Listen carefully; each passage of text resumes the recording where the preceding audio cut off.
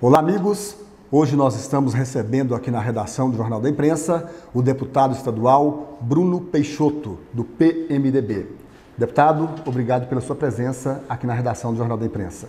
Eu é que agradeço o convite e já digo a vocês que estão nos vendo, que estão nos ouvindo, extremamente importante nós valorizarmos o jornal, a imprensa do nosso estado, seja na web, seja impresso, seja através das rádios.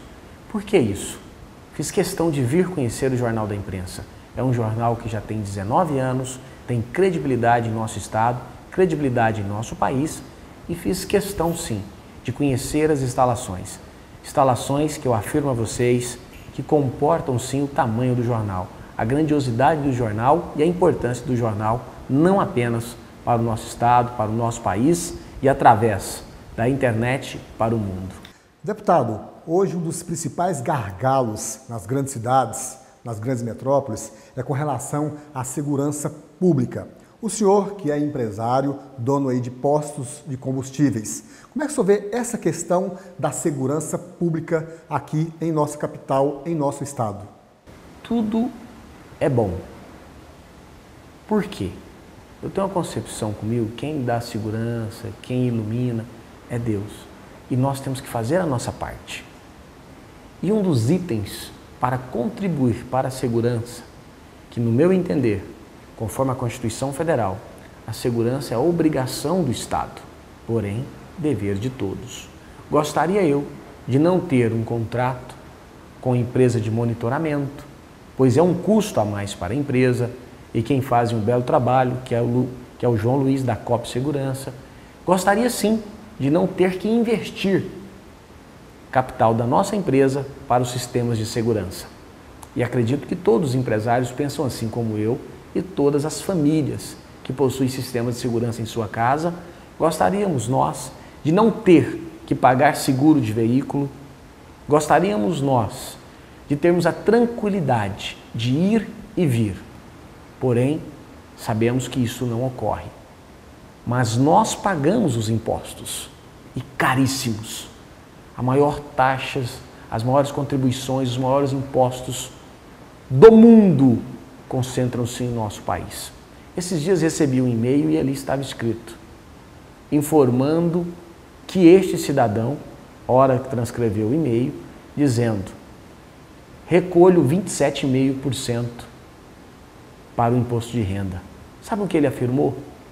Que gostaria sim de ficar com 27,5% para si e o restante dar ao governo, desde que ele não tivesse que pagar segurança privada, não tivesse que pagar seguros, não tivesse que pagar um plano privado para aposentadoria, IPTU, ISS, ICMS, ISTI, porque no final das contas que ele transcreve nesse e-mail, mostra que o que lhe sobra, mais de 40% são para pagar taxas e impostos, e mais 20% com educação, saúde. Então, se nós pagamos impostos para termos segurança, saúde, para termos educação, é para isso os nossos impostos e a manutenção da estrutura administrativa. Porém, não está acontecendo isso. Educação, temos que pagar privada. Saúde, temos que ter plano de saúde. Segurança, temos que pagar privada. Aposentadoria, temos que pagar privada. Porque os brasileiros estão sendo levados a isso. Mas a Constituição nos garante esse direito, porque nós já pagamos os impostos. Então observe bem, está faltando uma coerência. Tenho trabalhado dioturnamente na Assembleia Legislativa, ocupando a vice-presidência, para reduzirmos isso, apresentando a redução dos impostos, redução da carga tributária. Nós temos que reduzir a carga tributária do nosso país. Nós temos que eliminar a evacuação dos nossos recursos. Mas para isso, cabe o nosso amadurecimento. Não podemos comparar o nosso país com a Europa, que é milenar. Os Estados Unidos que foram na sua ocupação, não de exploração como o nosso Brasil. Na nossa origem, foi uma colonização de exploração. E ela ainda continua, só que em outros modelos. De forma diferenciada. De forma diferenciada. Então nós temos sim que mudar a estrutura da carga tributária, nós temos que valorizar a educação para que elimine sim a necessidade do ensino particular. Se Deus quiser, no futuro breve, os nossos impostos serão sim para a estrutura e manutenção da cidade, não para termos que investir em educação e segurança, mas isso cabe para o desenvolvimento individual e coletivo. E nós estamos trabalhando e crescendo e evoluindo para isso. Só que isso demanda tempo, não é da noite para o dia. Deputado, nós entramos já no ano eleitoral, teremos eleições em outubro próximo. O senhor é realmente pré-candidato a prefeito de Goiânia pelo PMDB? Tive a oportunidade de ser vereador por 2 vezes em nossa capital e, graças a Deus, uma delas a mais votada na história de reeleição. Nasci em Goiânia, moro em Goiânia, sou casado, tenho 2 filhos. Conheço cada canto da cidade, conheço os problemas e tenho ideias e projetos para soluções. Saúde. Tem uma solução simples, a construção do Hospital de Urgência Municipal, com UTIs e especialidades. Um grande hospital. Área da segurança pública. Nós temos que colocar a Guarda Municipal não do lado interno para vigiar o patrimônio, que o maior bem que nós temos é a vida. Então este Guarda Municipal tem que ficar do lado de fora da escola municipal, ou do CIMEI, ou da creche, para inibir a presença do traficante, do vendedor de crack, que vem assolando. Em relação à segurança também, monitoramento de todas as vias comerciais da nossa capital. Deputado, é sabido por todos que dentro do PMDB existe uma ala que defende a candidatura à reeleição do prefeito Paulo Garcia. Uma outra ala defende candidatura própria do partido. Como é que estão essas conversações internas dentro do PMDB? Eu digo sempre que este é um momento de apresentarmos projetos e ideias. O momento da escolha do candidato será do dia 1º de junho ao dia 30 de junho, que é o período elaborado pela nossa legislação eleitoral das convenções. Aí é o momento de escolha. E quem será o candidato? O PMDB terá candidato ou não terá?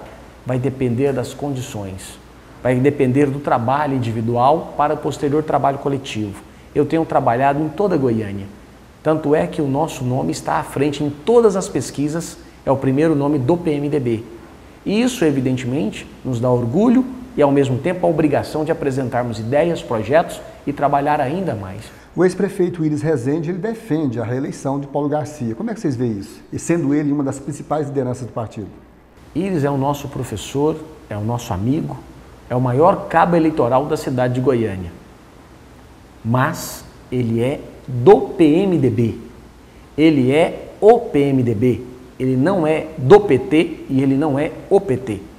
Então é evidente, se perceber a perspectiva e a possibilidade que o PMDB apresentar um nome viável, não tenho dúvidas, Iris apoiará o candidato PMDBista. Dentro desse acordo, na visão do ex-prefeito Iris Rezende, visando já as eleições de 2014, não haveria um conflito de interesses? Ou seja, o próprio PT, sentindo que haveria um rompimento nesta reeleição do Paulo Garcia, caminhar contrário ao PMDB nas eleições de 2014? Não de maneira nenhuma, não. Cada eleição é uma eleição. Amanhã poderemos estar juntos do PT ou não. Então cada eleição é uma eleição.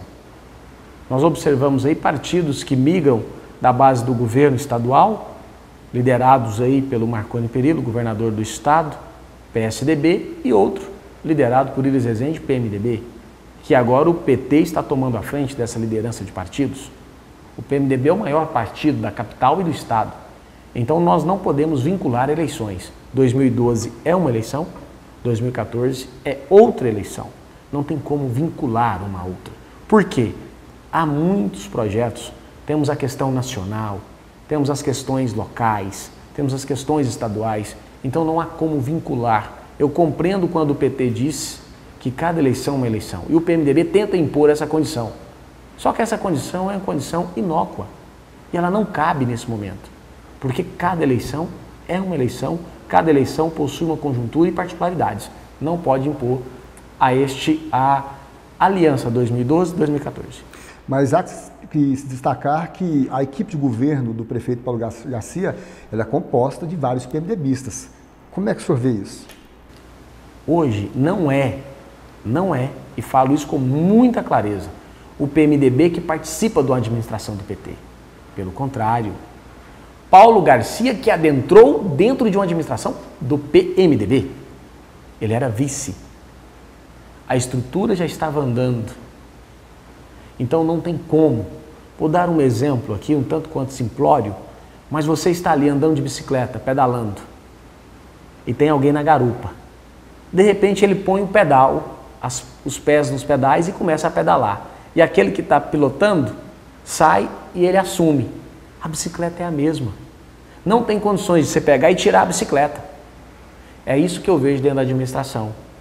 Paulo Garcia estava na garupa, assumiu o comando dessa bicicleta, porém a bicicleta é a mesma e a estrutura continua em funcionamento.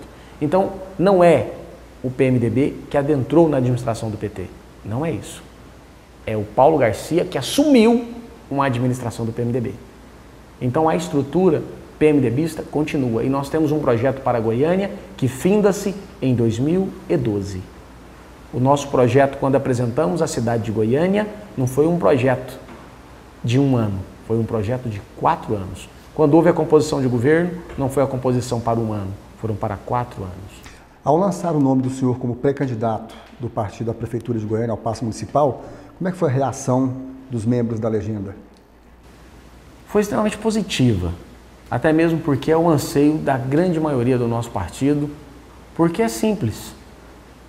Quando você torce para um time e esse time não disputa campeonato, o que ocorre? Perde-se torcida, frustra-se. E na política não é diferente. Você tem uma paixão por uma cor, por uma bandeira, por um partido, e você quer sim que esse partido dispute, porque as suas ideias estão sendo expressadas através desse partido. Então nós temos que apresentar nomes. Se nós não viabilizarmos, é porque o PMDB, os seus filiados, que hoje em nossa capital superam o número de 30 mil, é porque os seus filiados não querem. Então nós temos que aguardar. Eu entendo que nós temos que apresentar nomes para a sociedade. O nome do senhor sendo homologado na convenção do PMDB até o dia 30 de junho, quem seria o seu vice e de qual partido? Olha, o primeiro trabalho que nós temos que fazer é a perspectiva da viabilidade do nome PMDBista. Após essa viabilidade, é trabalhar o leque. E por que não a participação de Paulo Garcia? Tive uma conversa muito séria com Paulo Garcia, onde disse a ele com toda clareza: se o seu nome tiver maior visibilidade, maior viabilidade e aceitação, não terei dificuldades em estar efetuando uma composição PT e PMDB. E de igual modo mesmo nos afirmou: se o PMDB, independentemente do nome, tiver um nome viável, um projeto apresentado para a nossa cidade e estiver em melhores condições de vitória do que o projeto que ele está apresentando, ele não tem prendimento nenhum pelo cargo, está disposto a apoiar. Então é uma conversa madura, é uma conversa saudável, aonde nós entendemos o melhor para Goiânia. Quem vai definir o candidato não sou eu, não é Paulo Garcia, não é eles. É a população de Goiânia através do projeto que nós estamos apresentando. Então nós estamos apresentando não projetos individuais, não projetos partidários. Estamos apresentando projetos para a nossa cidade. E a cidade vai definir qual projeto ela entende. PT, PMDB, PMDB, PT. E evidentemente com os partidos aliados. Sendo candidato, qual seria a principal bandeira de Bruno Peixoto? Quando iniciamos a nossa fala, eu estava falando do Hospital de Urgência Municipal, repleto de UTIs e especialidades, onde atenda toda a demanda. Em primeiro momento, nós apresentamos um projeto para 2 hospitais. Porém, hoje nós entendemos, tive a oportunidade de presidir a comissão mista e relatar o orçamento de nossa capital. Hoje nós temos condição, tranquilamente, de manter um grande hospital, para dizer aí aos moldes do Hugo, se não for do mesmo tamanho, maior, manter, porque não é apenas montar a estrutura física, ou adquirir a estrutura física, é manter o bom funcionamento. Para um hospital hoje, tenho plena convicção que temos a capacidade. Um segundo, sem sombra de dúvidas, na região mais populosa da nossa cidade, que é a região noroeste. A nossa ideia seriam 2 hospitais regionais municipais, deixe isso muito claro. Mas, se não conseguirmos devido ao nosso orçamento 2, no mínimo, nós temos condições de implementar. Outro projeto que nós temos, que você conhece bem, está nos ouvindo da nossa capital, Goiânia hoje tem uma ociosidade. Muitas vezes você tem aula nas escolas municipais no período matutino e vespertino, e no noturno fica fechado. Nós temos que dar uma ocupação a esse espaço público. Qual é a minha ideia? Conseguir, aonde já iniciei o diálogo, chancelas com universidades para implementação nessas escolas municipais, lá nos bairros, a implementação de cursos técnicos profissionalizantes e também cursos de licenciatura e bacharelado. Por quê? Muitos jovens concluem o ensino médio e não vão para a universidade. Por quê? Muitas vezes não há-se tempo de estudar para adentrar uma universidade pública. E o que ele faz? Não tem condições de pagar uma universidade, até mesmo porque os nossos jovens estão se casando e têm os custos de sua casa, e ele está trabalhando o dia para a sua sobrevivência e para o curso. Então, uma das minhas ideias é montar cursos profissionalizantes nos bairros e criação de polos industriais. Nós não temos polos industriais na nossa capital. Temos que criar polos industriais para que esses polos industriais gerem a qualificação. E essas escolas serão, sim, as suas profissionalizações mediante aos polos industriais, hora definido, através do plano diretor que pretendo enviar, se Deus quiser eleito for, enviar ainda no primeiro ano as adequações para as indústrias dentro da cidade de Goiânia através do plano diretor. Bom, no início da nossa entrevista nós estávamos falando sobre segurança pública. O senhor é a favor ou contra a guarda municipal andar armada com munição? Vou explicar primeiro, antes de dar a resposta. Hoje nós temos uma guarda capacitada, porém precisamos qualificá-la, precisamos treiná-la. Nós precisamos ter, juntamente à Polícia Federal, com os nomes individuais da qualificação, temos que passar por um exame psicológico, psicotécnico. Posterior a isso, aquele guarda que adquiriu e passou em todos os testes, e inclusive com o laudo do psicólogo afirmando a capacidade, sou totalmente a favor da Guarda Municipal Armada. Primeiro, qualificação, exames técnicos, exames psicológicos, aí sim nós entregaremos uma arma para ele. Eu entendo a necessidade para inibir os marginais, porque quando se vê um guarda que não está armado, ele não oferece nenhum, mas nenhum respeito. Por quê? O marginal sabe que ele não está armado. Por isso que muitas das vezes, para preservar a vida do guarda municipal, ele fica dentro da escola e não do lado de fora. Porém, se o mesmo estivesse armado e andando sempre em duplas, nós conseguiríamos inibir a presença do traficante. Então, há necessidade de armarmos a guarda, mas com critérios. Inclusive, essas pistolas de choque, o senhor acha que elas não dão resultado? São positivas, extremamente positivas, mas não suficientes. Deputado, o senhor faz parte da bancada de oposição na Assembleia Legislativa. Qual a avaliação que o senhor faz deste primeiro ano de governo Marconi Perillo em seu terceiro mandato como governador? O governador cometeu, evidentemente, alguns apertos em alguns segmentos. Entre eles, o aumento do ICMS do combustível. Isso foi ruim para a sociedade, porque teve que pagar mais, aumentando em cadeia o custo de toda a produção, até chegar ao consumidor. Mas eu percebo que o governador está acertando nas suas ações. Por que eu digo isso, mesmo sendo da oposição? O governador hoje, ele busca uma qualidade referente a cidadão e a cidadã do nosso estado, para que dê uma qualidade de vida. E eu entendo que ele está buscando esse arrojo. Sugeri a ele, em alguns momentos, através da nossa tribuna da Assembleia, que ele pudesse rever a situação dos professores do nosso estado, que teve um achatamento na carreira, a perda da titularidade. Então nós temos que rever, pois o educador tem sim que ser bem remunerado e ter incentivos em perspectiva de crescimento dentro da sua carreira.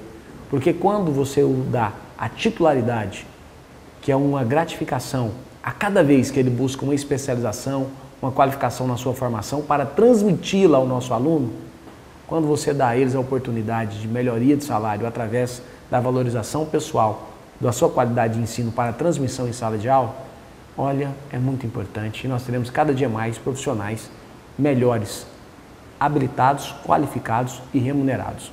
Então, o governador errou em referente ao plano de cargos e salários que ele apresentou aos professores. Disse a ele com toda esta clareza, o achatamento é ruim para o servidor público estadual. Em relação ao ICMS do combustível, o mesmo assegurou que nesse próximo ano, evidentemente após a entrada com recurso oriundo da venda da CELG para a Eletrobras, a CELG, uma empresa goiana, deixou de ser goiana e hoje ela é uma empresa federal de nós brasileiros, que é ruim, porque era um patrimônio nosso, mas continuou sendo do nosso país, continuou sendo brasileira, continuou sendo pública através da Eletrobras. Então, aconteceu isso, foi ruim? Foi. Porém, não é tão danoso para a CELG, pois a presidenta Dilma, sem sombra de dúvidas, está olhando com carinho para o nosso estado, a ponto de adquirir a empresa CELG para a Eletrobras. Então foi importante. Vejo avanços em sua administração, mas percebo ainda muitas falhas, entre elas as nossas estradas. As nossas estradas não são mais asfalto com buraco, é buraco com asfalto. Então está se tornando isso em nossa cidade, está se tornando isso em nosso estado. Sei também das condições climáticas, através de muitas chuvas, estão ocasionando isso. Mas eu torço para o bem do nosso estado. Sou oposição ao governo, não sou oposição ao estado. Então quero sim ajudar a desenvolver o nosso estado, seja com a redução da carga tributária, com a geração de emprego, com projetos que venham satisfazer a população. Tanto é que nós da oposição votamos 90% favoráveis aos projetos do governo que mandou a Assembleia. Porque são projetos que nós entendemos satisfatório para nossas cidades, satisfatório para o nosso estado. E quais são os principais projetos que o senhor tem apresentado na Assembleia? Nós apresentamos inúmeros projetos. Digo aqui, entre eles, a redução do ICMS, onde o governador aceitou através de uma emenda que apresentei, para os representantes comerciais. Os representantes comerciais, este ano, poderão adquirir seus veículos após a retirada de uma carta de registro no Conselho Regional do representante comercial ou o sindicato, terão acesso a esta carta e poderão adquirir um veículo com isenção de ICMS. Outro projeto importante também foi o projeto da normatização do agrotóxico no nosso estado. Hoje o agrotóxico, ele estava entrando sem controle, muitas vezes clandestinamente, e depois esses vasilhames que poderão contaminar-se em nossos rios, nossos mananciais, estavam sendo jogados ao relento. Hoje nós apresentamos, sim, um controle muito grande, uma fiscalização muito rigorosa, valorizando as empresas que possuem, sim, ponto de recolhimento em nosso estado, valorizando não apenas o produto nacional, mas também as empresas que têm sede em nosso estado, porque cabe a ela a obrigação do recolhimento desses vasilhames. Então, um projeto também extremamente importante. Outro projeto importante é a proibição, inclusive dando permissão à Polícia Militar que faça o recolhimento desse material, que é soltar pipa, raia, essa brincadeira que parece sim tão inofensiva, linhas com cerol. O cerol tirou muitas vidas, nós sabemos disso, e também deixou muitas pessoas com cicatrizes. Então nós proibimos determinantemente, através de uma lei, empinar pipas utilizando linhas com cerol. É permitido sim empinar pipas em nosso estado, porém sem a utilização de linhas com cerol. E mais, punindo aquele empresário, através de multa, evidentemente, primeiro a notificação, para posterior multa, do empresário que vender cerol em seu estabelecimento. A gente observa que o senhor tem participado ativamente das redes sociais. Qual a importância dessas ferramentas na vida do político? Vejo isso com muita naturalidade e o principal, redução do custo eleitoral e importante para a divulgação do seu trabalho. Hoje eu tenho o hábito de todos os dias, por volta de 21h30, postar 5, 6, 7 mensagens no Twitter, não mais do que isso. Inclusive, já deixo aqui, @BrunoPeixoto15. Por que eu digo isso? Posto 5, 6 vezes, 7 no máximo, mensagens rápidas, informando a minha atuação parlamentar do dia, para manter atualizado aqueles que buscam acompanhar os seus políticos. Então eu faço isso todos os dias para não ser cansativo ao eleitor, para não ser cansativo para aqueles que buscam mensagens rápidas e instantâneas, que não têm tempo para ficar grandioso acompanhando o dia dentro do Twitter. Por isso eu já estou com o hábito, das 21 às 22, posto 5, 6, 7 mensagens com inteiro teor técnico de tudo que fizemos na nossa vida parlamentar. Inclusive hoje, das 21 às 22, estarei postando a nossa visita aqui e também a nossa fanpage. Poucos os políticos do nosso país que possuem uma fanpage. Nós temos a nossa fanpage, que também é a fanpage Bruno Peixoto. Possuímos também o nosso Facebook, na qual a nosso Facebook já está própria, ao seu adentrar você vai perceber, é a equipe Bruno Peixoto que acompanha o Facebook. A fanpage sou eu quem posto e o Twitter também pessoal, até mesmo porque são notícias que não dá para a nossa equipe acompanhar diariamente. Bom, já que estamos falando em redes sociais, essa semana, ontem em especial, a Assembleia Legislativa passou por um momento inusitado, digamos assim. Como é que foi a reação dos colegas, dos seus pares na Assembleia, sobre aquela questão do deputado Túlio Isaac tentar corrigir o Sintego, que foi um agafe enorme? O deputado Túlio, deputado combativo, atuante, governista e líder do PSDB. Ele estava fazendo a sua função, defender o governo. Só que contra fatos não há argumento. E o mesmo, tecnicamente, não conseguiu responder aos professores. Mas o Túlio é um deputado combativo, é um deputado respeitado e estava ali desempenhando o seu papel, que era o papel de defesa do governo, na qual ele é líder do PSDB, partido do atual governo. Então ele fez a sua função de debater, de discutir, mas o mesmo não possuía argumentos técnicos perante a matéria. E acabou tendo, assim, um entretempo, um bate-boca com alguns professores que ali se encontravam. Foi ruim, foi, mas evidentemente o Túlio superou isso e acredito que também o Sintego superou isso. Foi um momento ali de bate-boca, de debate, os ânimos acirrados, a flor da pele, adentrando a madrugada, e acabou acontecendo esse bate-boca, porém já superado, e tenho certeza que o Túlio está cada dia mais aí amadurecendo, tendo respeito dos professores e respeitando os professores, não tenho dúvida disso. Deputado, eu quero agradecer a presença do senhor aqui na redação do Jornal da Imprensa e as suas considerações finais.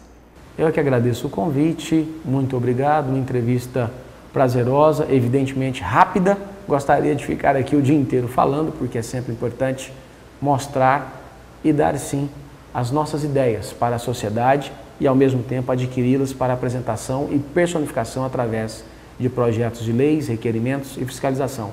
O nosso site, brunopeixoto.com, à sua disposição, e o nosso Twitter, @BrunoPeixoto15, e a nossa fanpage, Bruno Peixoto.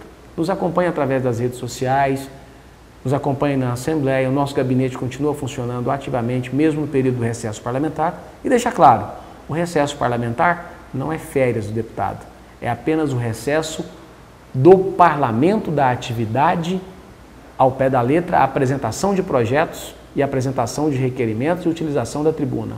As outras atividades, acompanhamento dos municípios, acompanhamento de secretarias, resposta de requerimentos, resposta de projetos, continuam sendo feitas normalmente. Então, quando se diz, os deputados têm férias, não é férias, é o recesso apenas da atividade de apresentar projetos de leis e requerimentos e utilização da tribuna. O resto das atividades continuam funcionando ativamente. Bem, obrigado a todos e até a próxima.